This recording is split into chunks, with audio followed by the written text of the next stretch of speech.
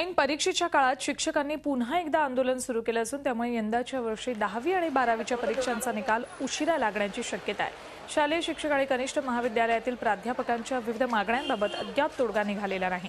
त्यामुळे शिक्षक मुख्याध्यापकांनी परीक्षा सुरू असतानाच आझाद मैदानात आंदोलन सुरू केले। मागण्यांबाबत निर्णय होत नाही तोपर्यंत पेपर तपासणीवर बहिष्कार घालण्याचा इशारा मुख्याध्यापक संघटनेने दिलाय।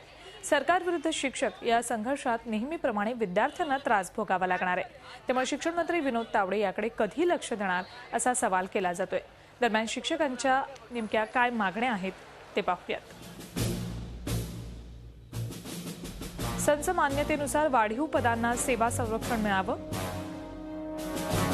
मराठी शाळांना अनुदान लागू करावं, त्रिसदस्यीय समिती रद्द करावी, 2005 पूर्वीच्या आणि नंतरच्या शिक्षकांना जुनी पेन्शन योजना लागू करावी, माध्यमिक आणि उच्च माध्यमिक पायाभूत पदांना तातडीनं वेतन सुरू करावं, प्रत्येक शाळेत माहिती आणि तंत्रज्ञान विषयाच्या शिक्षकाची नेमणूक करावी।